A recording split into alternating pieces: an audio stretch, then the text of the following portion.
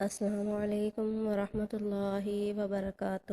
بسم اللہ الرحمن الرحیم۔ آج 24 ذی الحج آخری ہفتہ کے دن کا ایک ایسا وظیفہ لے کر آئی ہوں جسے پڑھتے ہی فوری طور پر ہر حاجت پوری ہو جاتی ہے۔ وہ ادھوری خواہشات جو آج تک پوری نہ ہو سکیں، وہ مقاصد جن میں آج تک کامیابی نہ مل سکی، آج یہ وظیفہ پڑھ کر اللہ سے مانگو، اللہ ہر ناممکن کو ممکن بنا دے گا۔ جو لوگ ذی الحجہ کے بابرکت مہینے کو ابھی تک لاپرواہی میں گزار رہے ہیں، حج کی مقبولیت والا دن بھی گزر چکا اور آج 24 تاریخ ہفتہ کا دن آ چکا ہے، اور آج ایک ایسا وظیفہ لے کر آئی ہوں جسے اگر کوئی فقیر پڑھ لے تو بادشاہ بن جائے گا۔ یہ غیبی مدد حاصل کرنے کا ایک ایسا خاص وظیفہ ہے۔ اگر آپ گھر میں بیٹھ کر پڑھتے ہیں، اگر آپ مسجد میں بیٹھ کر اللہ کو راضی کرنے کے لیے پڑھتے ہیں، تو جب آپ اللہ کو راضی کر لیں تو پھر غیب سے ایسی مدد آتی ہے کہ کوئی نہ کوئی دروازہ کھٹکھٹا کر پیسے دے جاتا ہے۔ لوگ آپ کی کامیابیوں کا راز پوچھنے آپ کے گھر تک آئیں گے۔ یہ وظیفہ کسی صورت مت چھوڑنا۔ یہ اتنا چھوٹا وظیفہ ہے کہ پڑھنے میں صرف 1 منٹ لگے گا، فائدے اتنے زیادہ ہیں کہ تقدیر ہمیشہ کے لیے بدل جائے گی۔ وہ جو ساری عمر نہ مل سکا، وہ آج یہ وظیفہ پڑھتے ہی مل جائے گا۔ بد نصیب کا تالا کھل جائے گا، ناممکن کا ممکن ہو جائیں گے۔ صرف یہ وظیفہ پڑھنے کی دیر ہے۔ پھر جو تماشا ہوگا وہ اپنی آنکھوں سے دیکھ لینا۔ ذی الحجہ کا بابرکت مہینہ اپنی رحمتوں، برکتوں، عظمتوں کے ساتھ جاری اور ساری ہے، جس میں ایک نیکی کا بدلہ 70 گنا زیادہ دیا جاتا ہے۔ آپ نے اس مہینے کے اور اس دن کو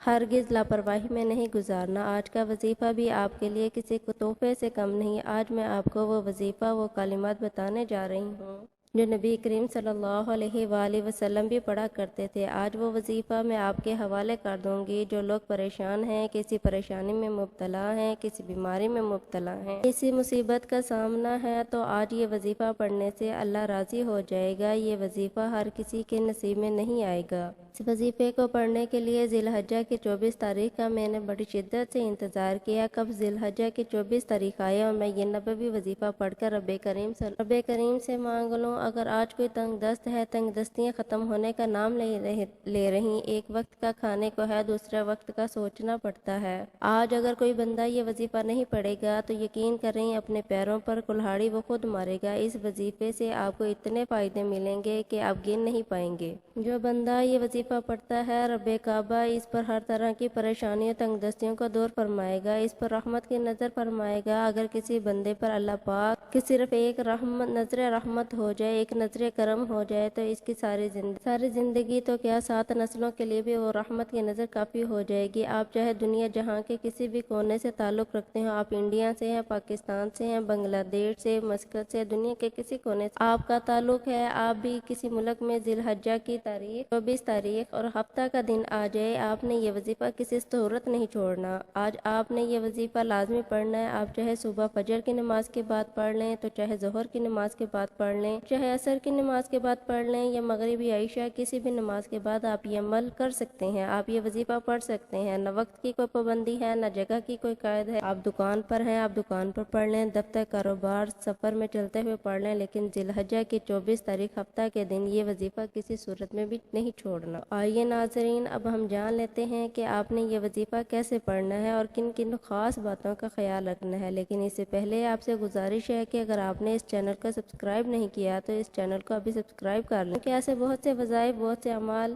آپ کے حوالے ڈیلی بیسس پہ کرتی رہوں گی۔ اب عمل کیا ہے کہ آج 24 تاریخ ذی الحجہ کی اور دن ہے ہفتے کا، اور پورا دن، پوری رات آپ کے پاس موجود ہے۔ آپ جب چاہیں، جس وقت چاہیں، آپ کو جب وقت ملے، آپ بیٹھ جائیں، باوضو ہو جائیں، مصلی پر بیٹھ جائیں۔ آپ نے سب سے پہلے اللہ کے حبیب صلی اللہ علیہ وآلہ وسلم کی ذات اقدس پر 3 مرتبہ درود پاک پڑھنا ہے۔ آپ درود پاک کوئی سا بھی پڑھ سکتے ہیں، کوئی مختصر اور آسان سا درود پاک پڑھ لیں، آپ صلی اللہ علیہ وآلہ وسلم پڑھ لیں، یا آپ نماز والا درود ابراہیمی پڑھ لیں، کیونکہ درود ابراہیمی کی فضیلت اور برکت سب سے زیادہ ہے۔ میں آپ سے یہی کہوں گی کہ آپ نماز والا درود ابراہیمی ہی پڑھیں، کیونکہ یہ وہ درود ہے جو سب سے زیادہ افضل ہے۔ اس درود کا رتبہ بہت زیادہ ہے۔ روایات میں ہے کہ حضور اکرم صلی اللہ علیہ وآلہ وسلم بھی تمام درودوں میں درود ابراہیمی کو ہی سب سے زیادہ پسند فرماتے تھے، سب سے زیادہ محبوب رکھتے رکھتے تھے تو آپ نے کوشش کرنی ہے کہ درود ابراہیمی ہی پڑھیں. ایک بار حصول برکت اور ثواب کی نیت سے میرے ساتھ بھی پڑھیے گا. اللہم صلی علی محمد وعلی آل محمد کما صلیت علی ابراہیم وعلی آل ابراہیم انک حمید مجید. اللہم بارک علی محمد وعلی آل محمد کما بارکت علی ابراہیم وعلی آل ابراہیم انک حمید مجید.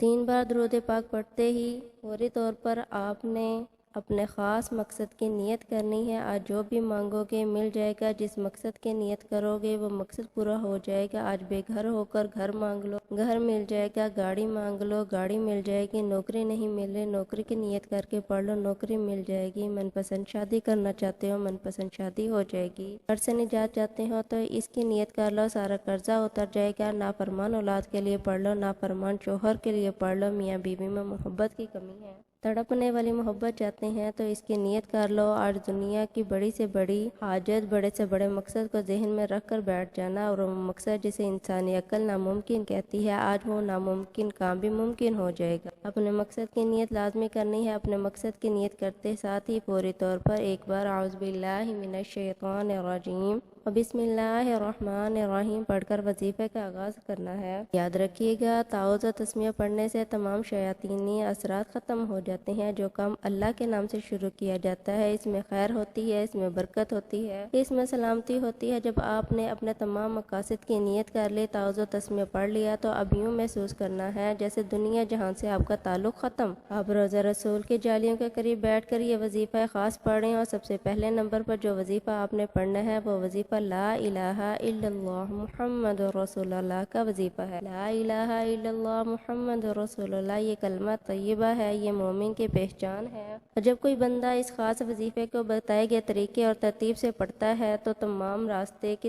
رکاوٹیں ہٹ جاتی ہیں، تمام بندشیں ٹوٹ جاتی ہیں، آپ کے راستے استوار ہو جاتے ہیں، رزق وسیع و عریض ہو جاتا ہے، ایمان مضبوط ہو جاتا ہے. لا الہ الا اللہ محمد رسول اللہ بدولت اللہ پاک آپ کے صغیرہ کبیرہ گناہوں کو معاف فرما دیتا ہے. آپ نے کس طریقے سے پڑھنا ہے ذرا دھیان سے ملاحظہ فرمائیں. لا الہ الا اللہ محمد رسول اللہ ایک بار ہو گیا. لا الہ الا اللہ محمد رسول اللہ 2 بار ہو گیا. لا الہ الا اللہ محمد رسول اللہ 3 بار ہو گیا. اسی طرح آپ ہاتھوں کی انگلیوں پر پڑھ لیں یا تسبیح کے دانوں پر پڑھ لیں. آپ نے 100 بار یہ پڑھنا ہے، یعنی ایک تسبیح آپ نے پڑھنی ہے. اگر میں لا الہ الا اللہ محمد رسول اللہ کی فضیلت کے بارے میں بتاؤں تو نبی پاک کی ایک حدیث ہے کہ ترازو کے 2 پلڑے ہوتے ہیں. ایک پلڑے میں لا الہ الا اللہ محمد رسول اللہ کی تسبیح رکھ دی جائے، دوسرے پلڑے میں 7 زمین و آسمان کے سارے اعمال، ساری برکتیں رکھ دی جائیں تو بھی لا الہ الا اللہ محمد رسول اللہ کی تسبیح وزن میں بھاری ہوگی، فضیلت میں بھاری ہوگی، عظمت میں بھاری ہوگی، قبولیت میں بھاری ہوگی. جب آپ 100 بار لا الہ الا اللہ محمد رسول اللہ کو پڑھ لیں تو اب اس کے بعد آپ نے دوسرے نمبر پر کون سا وظیفہ پڑھنا ہے؟ دوسرے نمبر پر بہت ہی خاص وظیفہ ہے. یہ وظیفہ رب کی بڑائی کا ہے، رب کی عظمت کا ہے. جو بندہ بھی اللہ اکبر رب کی بڑائی بیان کرتا ہے وہ اللہ پاک کا لاڈلا ہو جاتا ہے. آپ نے دیکھا ہوگا کہ اذان کے اندر بھی زیادہ تر جو کلمات پڑھے جاتے ہیں وہ اللہ اکبر کے ہوتے ہیں. آپ اس بات سے اندازہ لگائیں کہ اللہ اکبر کے کلمات کی فضیلت بھی میزان میں بھاری ہے، عظمت میں بھاری ہے، روحانیت میں بھاری ہے. جو بندہ بھی ان خاص کلمات کو بتائے گئے طریقے اور ترتیب کے مطابق صرف ایک بار پڑھ لیتا ہے تو اللہ پاک اس کے لیے رحمتیں برکتیں عطا فرماتا ہے. اس کو خود سمجھ نہیں آتی کہ یہ جو برکتیں، یہ فضیلتیں، یہ آپ کو کہاں سے مل رہی ہیں. آپ نے اللہ اکبر کو کس طرح پڑھنا اور کتنی مرتبہ پڑھنا ہے یہ آپ ذرا دھیان سے ملاحظہ فرمائیں. اللہ اکبر 1 بار ہو گیا، اللہ اکبر 2 بار ہو گیا، اللہ اکبر 3 بار ہو گیا. اسی طرح آپ نے اللہ اکبر کو ہاتھ کی انگلیوں پر پڑھ لیں یا تسبیح کے دانوں پر پڑھ لیں. آپ نے صرف 11 بار پڑھنا ہے. اللہ فرماتا ہے جو شخص میری بڑائی بیان کرتا ہے، مجھے اللہ اکبر پکارتا ہے، میں رب اس کے منہ سے نکلی ہوئی ہر بات پوری کرتا ہوں. جب آپ 11 مرتبہ اللہ اکبر پڑھ لیں تو اس کے بعد تیسرے اور آخری نمبر پر آپ نے قرآن پاک کی ایک سورت پڑھنی ہے جو قرآن مجید کی سب سے چھوٹی سورت ہے،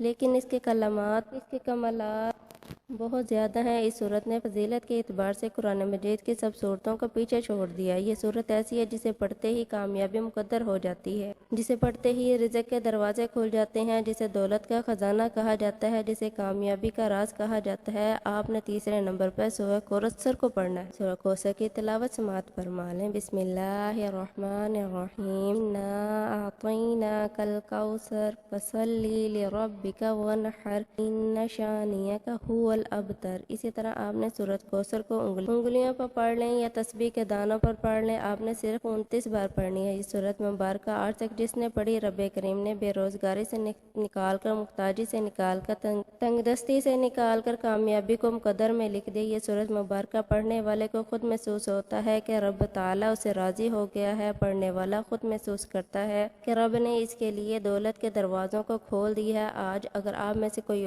بے اولاد بیٹا ہے، اولاد کے لیے پڑھ لے۔ کوئی بیٹے کا خواہش مند ہے تو بیٹے کے لیے پڑھ لے۔ من پسند نوکری کرنا چاہتا ہے، من پسند شادی کرنا چاہتا ہے، قرض سے نجات چاہتا ہے، میاں بیوی میں محبت کی کمی ہے، تڑپنے والی محبت چاہتا ہے تو آج سورہ کوثر کو پڑھ لے۔ جب آپ یہ تینوں اعمال بتائے گئے طریقے کے مطابق ترتیب سے پڑھ لیں گے تو آخر میں آپ نے 3 بار درود پاک پڑھیے گا جو آپ نے عمل شروع کیا تھا۔ اب آپ نے اس عمل کو مکمل کرنا ہے، درود پاک پڑھنا ہے، اور آج کے اس عمل کی ترتیب مکمل ہوگی۔ آج 24 ذی الحج ہفتہ کے دن آپ کو جب جہاں جیسے وقت مل جائے باوضو مصلی پر بیٹھ کے آپ نے درود پاک پڑھنا ہے، پھر اپنے مقصد کی نیت کرنی ہے، ایک بار اعوذ باللہ پڑھنی ہے اور پھر بسم اللہ الرحمن الرحیم پڑھ کر وظیفے کا آغاز کرنا ہے۔ سب سے پہلے نمبر پر آپ نے 100 بار لا الہ الا اللہ محمد رسول اللہ پڑھنا ہے، پھر دوسرے نمبر پر آپ نے 11 بار اللہ اکبر کا پڑھنا ہے، اور تیسرے اور آخری نمبر پر آپ نے 29 مرتبہ سورہ کوثر پڑھنی ہے، اور آخر میں پھر آپ نے 3 مرتبہ درود پاک پڑھنا ہے۔ یہ عمل اتنا طاقتور ہے، آپ اس کے کمالات دیکھ کر حیران ہو جائیں گے۔ آپ کی ہر خواہش، ہر پریشانی، ہر مسئلہ حل ہو جائے گا۔ ایک بار دل سے اور یقین کے ساتھ اس عمل کو کریں، نتائج آپ کے سامنے ہوں گے۔ ناظرین، اس عمل کو کرنے کے بعد آپ نے سچے دل سے دعا مانگنی ہے۔ دعا کے کچھ آداب ہوتے ہیں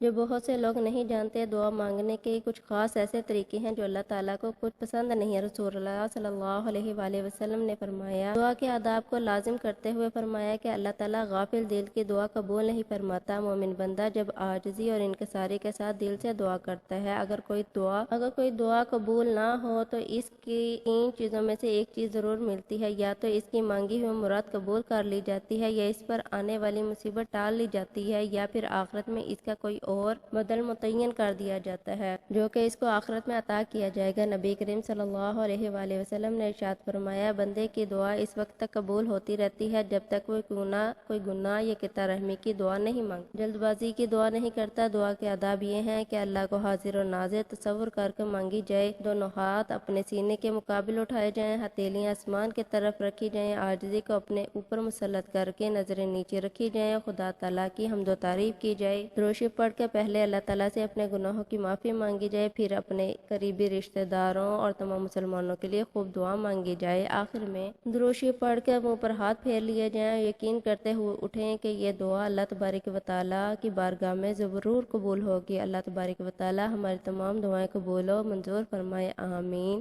دعا ہے کہ رب کریم میرا سننا اور آپ کا سننا اپنی بارگاہ الہی میں قبول و منظور فرمائے، جو مانگنا مقدر فرمائے، جو نہیں مانگ سکے بن مانگے عطا فرمائے، آمین۔ ناظرین، اپنے رزق میں برکت اور وسعت کے لیے اللہ تعالیٰ کے 99 ناموں میں سے ایک نام کوئی نام کمنٹ میں لکھے۔ جزاک اللہ خیر۔ اللہ تعالیٰ ہم سب کا حامی و ناصر ہو، آمین۔ السلام علیکم ورحمۃ اللہ وبرکاتہ۔